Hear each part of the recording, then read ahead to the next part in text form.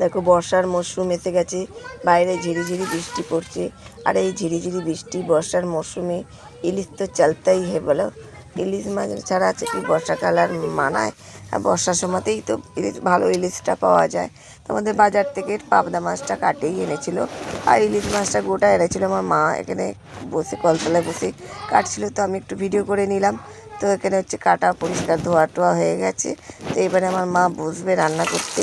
তো দেখো প্রথমে পাওদা মাছটাকে ভাজছে, তেলেতে দিয়েছে, এবং হচ্ছে আমি মাকেই বলেই দিয়েছি যে আমি দুবার ধরে খাবো, দু রকম পদ আলাদা আলাদা করে খাবো। একবার জল খাবারে 10টার সময় খেয়েছিলাম পাবদা মাছটা দিয়ে, তাড়িয়ে তাড়িয়ে বেশ মজা করেই খেলাম। ভালোই রান্না হয়েছিল, বেশ সর্ষে পাবদা হয়েছিল। আমার মায়ের হাতে রান্না তো দারুণই হয় হচ্ছে। আর আমি 10টার সময় ওটা খেয়েছিলাম, এবং দুপুরবেলা আমি বলেছিলাম ইলিশ মাছটা খাবো গরম ভাতে হচ্ছে তেল দিয়ে ভালো করে মাখিয়ে। ইলিশ মাছের তেল দিয়ে তো দারুণ লাগে খেতে বলো। আর তারপরে হচ্ছে ইলিশ মাছের সর্ষে ইলিশটা দিয়ে খাবো।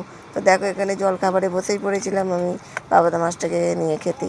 দু রকম মাছ একসঙ্গে খেলে টেস্টটা বোঝাই যায় না। তো এই জন্যই আমি দুবার ধরেই খেয়েছিলাম। তো আমরা সবাই মিলে এরকম দুবার ধরেই খেয়েছিলাম।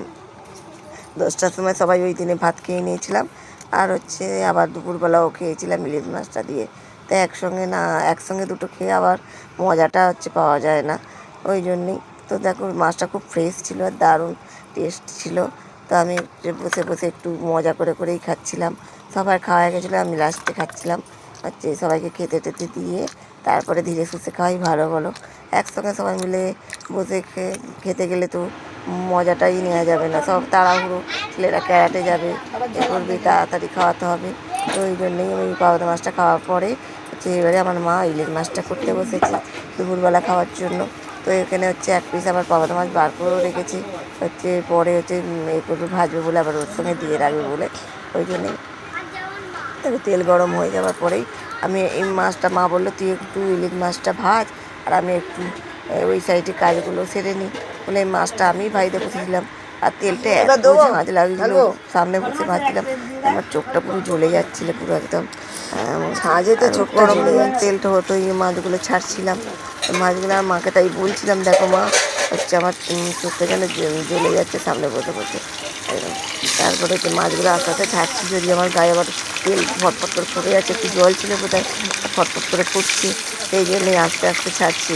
আমার তো ভয় লাগে গায়ে ছিটকে পড়ে, এরকম করে কতবার গায়ে ছিটকে পড়ে ফুটটা পড়ে গেছে তার ঠিক নাই। ওই জন্যই একটু ধীরে ধীরেই ছাড়ছি, শত মতো খাচ্ছি। রোজ না রান্না করলে যা হয় বলো, রোজ রান্না করলে একটা প্র্যাকটিস হয়ে যায়।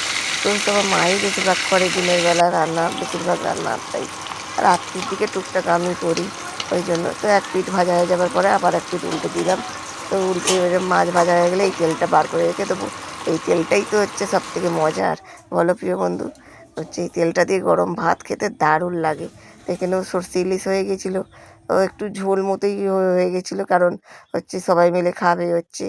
আর হচ্ছে আর অন্য কিছু তো আর হয় নাই, হচ্ছে আলু ভাতে দিয়েছিলাম, আলু চোখা আর এই ইলিশ মাছ, সর্ষে ইলিশ আর হচ্ছে তেল। ওই বলেছিলাম আর কিছু করতে হবে না, যে জল খাবারে এই মাছটা খাওয়া হয়ে গেছিলো।